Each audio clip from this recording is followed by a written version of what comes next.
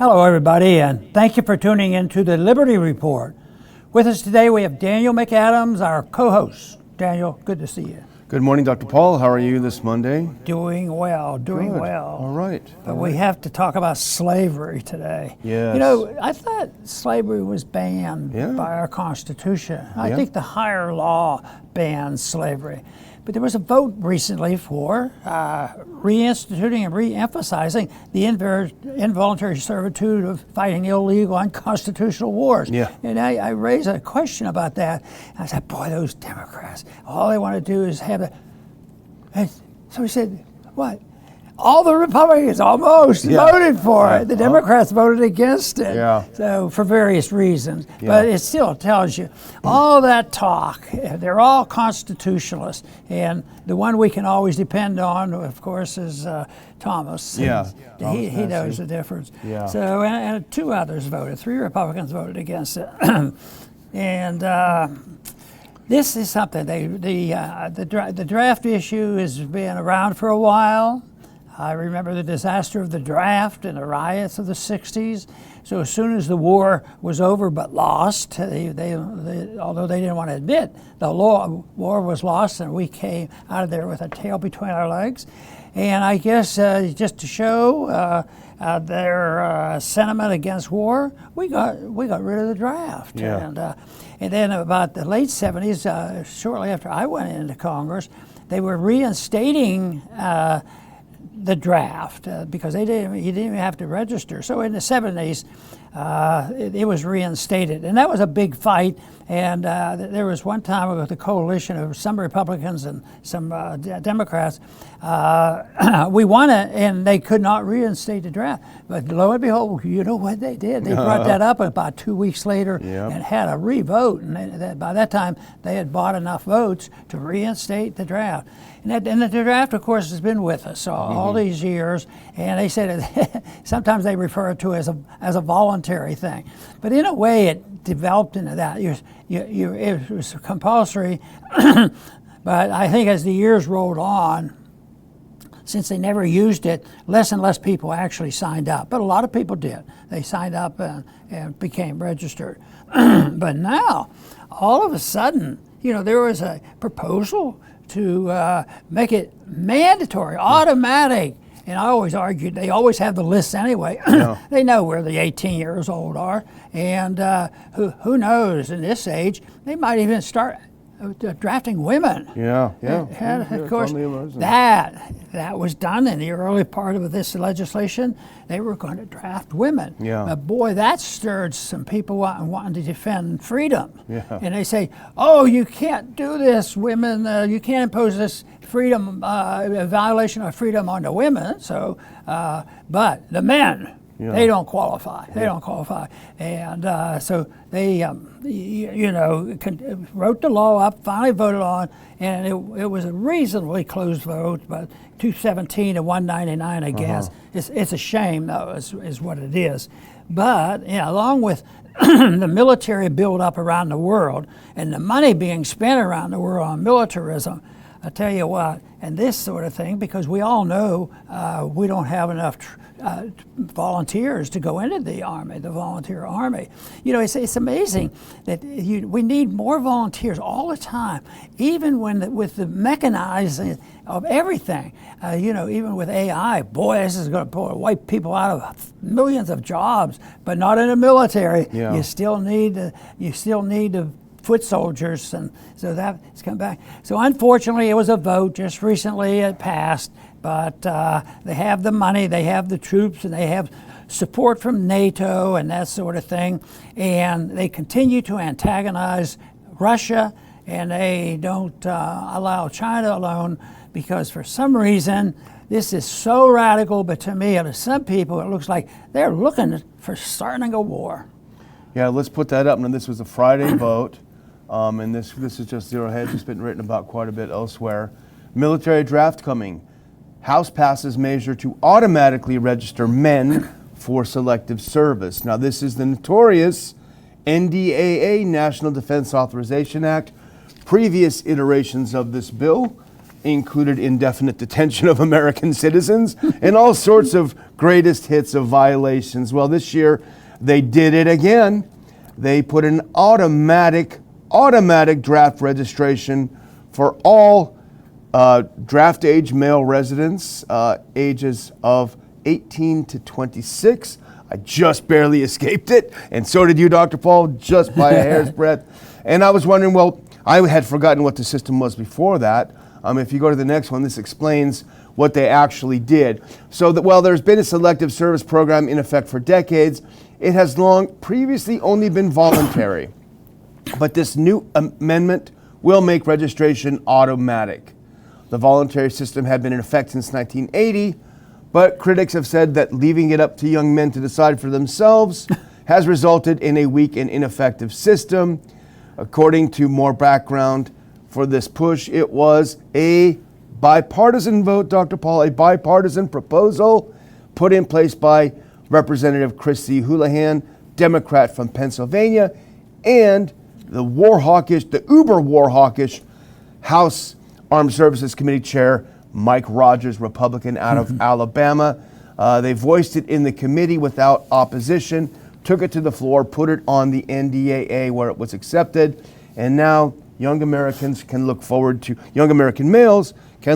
to automatically being ready to be drafted into the military, registered for the draft, ready to roll. Well, it does violate one of my basic principles that I remind myself always, is everything voluntary in a free society. So this one more time says, no, we can't even have them voluntarily sign the registration. No, it's force. And it's sort of ironic what they go through, especially with the money is spent and the sacrifice of civil liberties. And now, what is the reason they do this? Because we're actually, almost compelled to be very patriotic, and anything the military wants, they get, and they have to be the hero. Yeah. And here they take involuntary servitude, which some people call slavery, in order. And what do they tell the country or the parents? They're going to save liberty. They're going to protect liberty. So you use violence and threats, steal the money, and then force them to go in and be prepared for the next war. And now the troop numbers are building up, and the enemies are all identified, and it's all done in the name of we're protecting liberty. It is our responsibility to protect liberty throughout the world and give them a sound currency and have peace and prosperity forever. I would think that we could give them a couple other suggestions. And maybe we will at our conference. Maybe we will. And in fact, it's not the military that wants this, it's Congress. It's probably most of the guys have never served in the military. They're the ones that want to grab your sons and get them ready for war. The military has long said we don't want to draft, we don't need to draft. I don't know if that's changed in the last year or so because it's gotten so woke that nobody wants to join the military, fighting for the rainbow flag. But anyway, the military has notoriously in the past does not want to have it, but Congress, they want to take control of your young men, your young sons. Here is the actual language, if we can just put it up just for reference. Except as otherwise provide in this title, every male citizen of the United States and every other male person residing in the United States between the ages of 18 and 26 shall be automatically registered under this act by the director of the Selective Service System. Now, I didn't read the whole bill, and I wonder, how do you think they're going to do it automatically? Through the driver's license, or how? Well, they have records of everybody for everything, and now That's true. Computers are getting pretty fancy. Yeah, Social Security card. Yeah, and 30 years ago, they used to go and they would find these stores that teenagers would go and buy things and be registered for that, and they would gather names up. But now, I think they, from birth on, they know. But one of the sad things that happened at the end of my medical career, I'd have patients come and they say, well, I don't want to be registered. Can you deliver my baby and not sign a birth certificate? Yeah. Oh. Because, and there are some that did that. But that, to me, and I'm not even sure we need birth certificates in a truly free society. But it still was sad that they had to go to that point that you couldn't even issue the birth certificate because we need to keep tabs on them, and forever on they would keep tabs on it. So I think this voluntarism is the whole thing. But there was a big issue in the preliminary vote in the committee. I guess there was. They said, and this has always come up. Do you draft women? Well, we don't believe in equal liberty. We don't even believe in the concept of liberty. So no, you don't have to draft women. They're not strong enough to be in the military, so we're going to keep them out. And that's been the tradition. But this time they tried to get it in. They tried to get it in, and boy, that is when some people got pretty upset about this. No, we have to protect the women. But they didn't say anything about protecting the people from involuntary servitude and get rid of the farce that the reason we need the men and the women is to protect the liberty of the people. Yeah. And put that up because it's actually Representative Houlihan, the Democrat from Pennsylvania. I think she's progressive. Representative Houlihan had been one of the leading advocates of the proposals of previous years to expand draft registration to women as well as men. Her latest proposal for automatic registration of men only for military draft indicates she's more deeply committed to militarism than to any purported feminism. That's a quote from the article. But they were trying to, as you say, Dr. Bell, they talked about, they were trying to, but Chip Roy stood up and he gave them some business. Let's put this one up. He is pointing very aggressively. Put this next one up. He says, over my dead body, Chip Roy slams Senate NDAA provision that would require women to register with selective service. Now, we're not picking on Chip Roy. He's done some things that we admire and agree with. But on this one, it sort of reminds me, Dr. Paul, of a typical Republican response. It's not based on principle, as you alluded to earlier, that, well, heck no, you shouldn't draft anyone. It's like, no, don't draft those women. That's where I draw the line, As if they still believe in equal rights. Yeah. Everybody's equally protected. What a shame that is. But and evidently he did some good from his point of view. Yeah. He got that removed. They're not going to make the women. They're not going to collect the women's names. Yeah. Well, there you go. Not working on principle. But here's a reason why, if I was a male, well, I'm a male, technically I am a male, but between 18 to 26, why I would be concerned about this. And that's this next story we're going to cover. Now, skip one and move to the anti-war one. Skip that. So here's why I would be worried if I was that age. NATO, 500,000 troops on high readiness for war with Russia. And I read this headline, Dr. Paul, you sent it over the weekend, and thought, what century did they think that we're in? Did they think they're going to be, the Russian hordes are going to be marching over the Ural Mountains and we're going to have our 500,000 men on horses with lances or something? I mean, it's crazy, but crazy is what they do. But there was some conflict in the news because, the news was out that they can't recruit enough American to join up and volunteer. So all departments are short of personnel for whatever maybe they're planning some conflict somewhere. Yeah. But it said that NATO said, North Atlantic Alliance people said, we said we're taking our role as if they're in some independent little group over there. We were told to get 300,000 troops ready. A couple weeks they're ready. Yeah. And they have more than they need. It's over 300. So it shows Americans that didn't have enough troops. Yeah. So they had 300,000, and that's when they said they need 500,000. But their job, the point was, the job was to get 300,000, and they went over their mark. Well, they're doing so good. I guess they're back to it. Maybe someday there'll be a resistance in this country. Well, they're talking about drafts. I think we talked about it a week or so ago in Germany and Denmark and elsewhere. They're talking about drafts, but I think the people are speaking out, and we talked about it at the European elections last week, about how the parties that are very skeptical about this war in Ukraine have gotten a lot of votes in France and and in Germany as well, and elsewhere. So here is the thing. Now, here's an analyst that I admire a lot, and I think we've had at least quotes from him on the show before, Will Scriver. And he has actually a comment about this anti-war article with the 500,000. And I think it's certainly worth listening to what he has to say. Now, here's his comment on the 500,000. This is a complete fantasy.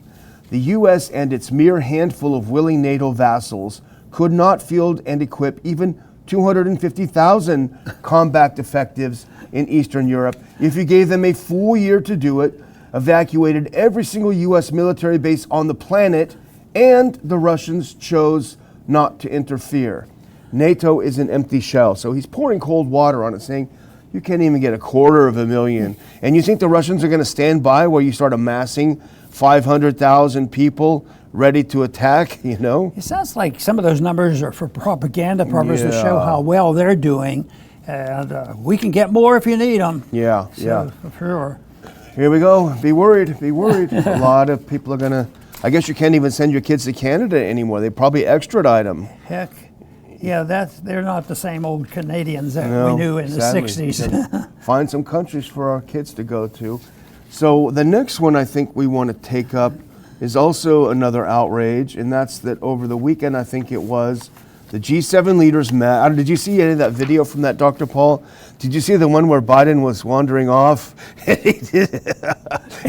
and Maloney from Italy had to grab him back. There was a little argument. This was a so-called liberal talk show host this morning talking about this issue, and he had some callers, and the one person that called in was convinced, it was all a conspiracy. That's all fake. Yeah, he's sharp. all fake. He really wasn't wandering off. But all I could think of was, it didn't make me angry. I just thought it was so pathetic. Yeah. How people who care about peace and prosperity and all this stuff, and then they take somebody who's obviously not quite with it, some problems. and they're going to make good use of him until he's not available anymore. Yeah. And when I don't know when that's going to be. Their lust for power is so strong that they would use up the hollow shell of not only Biden, but these 500,000 kids too. Oh, yeah. Terrible. So anyway, they met. Biden was wandering off. They had to get him back on the reservation, but they did come to an agreement. If you put up this next clip, they agreed, why don't we steal Russia's money? And so here's a great idea. So G7 leaders agreed to provide Ukraine with $50 billion using frozen Russian assets.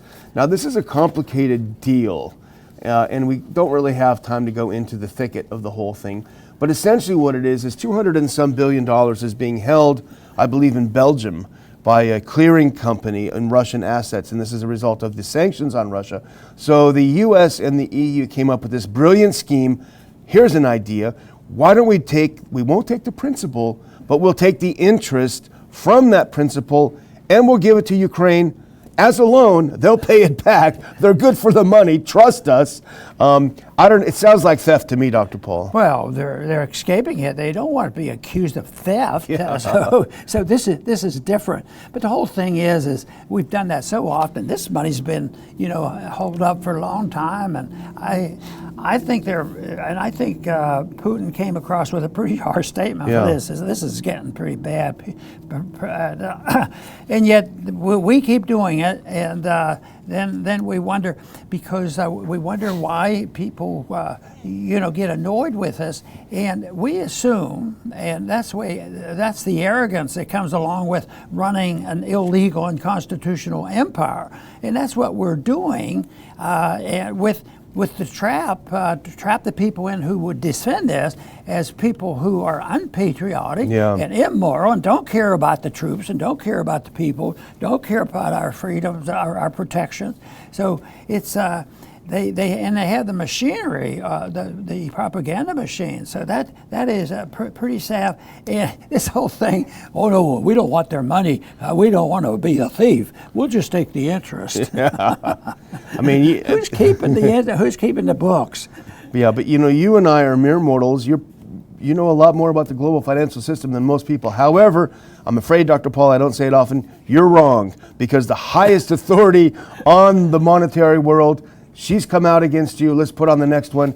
Here is Janet Yellen. Treasury Secretary Janet Yellen says the use of Russian assets from Ukraine is not theft, despite Putin's claims. So Janet disagrees with you, Dr. Paul. Well, she disagreed with me when I was there. But she was mellow, and nobody could yell at her. Yeah, that's right. Yeah, she was very mellow. I'll tell you that. That's the same old story: lie, cheat, and steal. Yeah. And do it with force. Force is okay because we don't want to deal with a nihilist because they actually believe that you can't figure out what is right and wrong. Yeah. So whatever they do is right. Yeah. You know, I remember the first time I heard that story. I was probably less than a teenager because there was a lot of talk during World War II of the Russians, the Soviet system, and they said they explained somehow or another. I heard the explanation that what is right is wrong. It was they didn't have like a constitution or some guideline. The guideline was what the party said. Yeah, the party. And I don't know who the party is in this country. Well, you know, in a way, we've made the case pretty good for so often bipartisanship. So it is, that might be the party that endorses all these things. It's a little different, but the principle is basically that way. Somebody else fulfills the vacuum when people will not follow, you know, a proposed constitution. So they'll figure out a substitute, and then they will ridicule. Oh, he's a radical. Yeah. He wants to keep the Constitution exactly the way it's written, and we don't want to have any of that. No. Well, adding insult to injury, Dr. Paul, in this whole Ukraine thing. So they first got together and they said, okay, let's go ahead and give Ukraine $3 billion a year of the interest on this held Russian assets. But Ukraine, being as gracious as they always are with our money, put on this next clip. This is what they said about $3 billion. Instead, the EU devised a separate plan to provide Ukraine with about $3 billion per year using the interest made by the Russian assets. Ukraine said that amount wasn't enough, and the U.S. proposed a $50 billion. And I can assure you, Dr. Paul, if someone offered RPI $3 billion a year, we would not say that's not enough. But here's the funniest part. So the EU and the U.S. say, okay, you guys, here's your $50 billion. And guess what happened next? This is from the Times UK. Ukraine. Arms prices are soaring. We need 800 billion pounds to beat Putin. So we just give them $50 billion, and they say, well, actually, we need 800 billion pounds, which is about $1 trillion. What was soaring? Prices and things the prices like that? The prices of weapons are soaring. What that means. I wonder what that means. Where'd that come from? It's always amazing to me how long the system is pasted together, and people want it so badly to work because there's so many beneficiaries and there's so much ignorance out there, and as a consequence, you know, I frequently say, because I've met a lot of people and I got along with them in Congress, I didn't come away bitter with anybody, but I did say, and I think it's a true statement, there are very few Austrian economists in there, and if you think even a discussion of it would be worthwhile. It's not like you will do everything the Austrian economists say, but it makes sense to us because it's good economic policy. Yeah. But we didn't see many people that I had people and members and staffers that would ask questions of, because they're inquisitive, and I thought that was a big step forward when they at least want to ask a question, you know, about what would you do if you didn't have a Fed? Well, we would probably be more prosperous. Yeah, exactly. Easy answer. And we would not have inflation. Well, I'm going to close out, Dr. Paul. And now I put this up on Friday, I think it was, so I didn't get a chance to announce it on the show. So if you put that last clip up, if you or someone you know is an upper division undergrad or a grad student, I have a link in the description to apply for our 2024 Ron Paul Scholars Seminar. This is a great one-day event. It occurs the day before our big RPI DC conference. All of the lucky scholars are invited to also participate in the conference after a one-day seminar on U.S. foreign policy, U.S. civil liberties, peace and prosperity, and a lot of other things. It's a fun-filled day. You can see here Representative Thomas Massey in a previous year giving a luncheon presentation. It's a great group, but it is a small group. So there is a link there to the story with more information and a link to the application. I would recommend people apply right away if you qualify and are interested. We do have scholarships. If you read the article, it details the entire story on how you can get your scholarship if you're accepted. And by the way, also there's a link to get your tickets to the conference. So very good. That's that, Dr. Paul. Well, you know, when slavery was banned after the Civil War, and they wrote a change to the Constitution, they used the words involuntary servitude. They banned slavery, but they said all involuntary servitude. And that serves a good purpose because there's a lot of indirect ways of the government making us serve their interests. So I think the whole thing, I've used over the years, I've used the word voluntary a lot more because it does say a whole lot, because it's sort of a magic word, and most people have an understanding idea, because most Americans would say, yeah, you can go to whatever church or synagogue you want to do. It's voluntary, you know, and nobody's going to force you to do that. And but when it comes to everybody getting a government education, there ain't no some voluntary stuff there. Yeah. So it varies on there. But just think, my goal and my you know, so many of our campaigns have been based on voluntarism for the individual. If two individuals didn't like each other, that doesn't mean you will be, you know, bosom buddies. Yeah. You know, so all activities. But then when you go to the step, what about economic exchanges? This is a hard one for people to say, because that controls so much. You control all commercial property, because if somebody comes into the store and blows it up, you have a right to retaliate, and that's not voluntary. Voluntary is welcome. You could put a welcome sign out to sell them something, but that didn't mean that they could do it and steal it from what they have. So voluntarism with the individual, with the economic policy, and the principle ought to be applied to a couple countries trying to get together or thinking they can get together, and that is you can't take land from another country that you think are yours, and people should be doing things voluntarily. But how much voluntarism is there in NATO and United Nations and for the average American and taxpayer? There were times in the 60s where people wouldn't pay their taxes because they said, I'm sick and tired of Vietnam War. Well, that's one way of you know, challenging them, but it would be much better if we could see people accept the word voluntary. Everything should be voluntary, and then you would have a lot more peace and prosperity if one did that. I want to thank everybody for tuning in today to the Liberty Report. Please come back soon.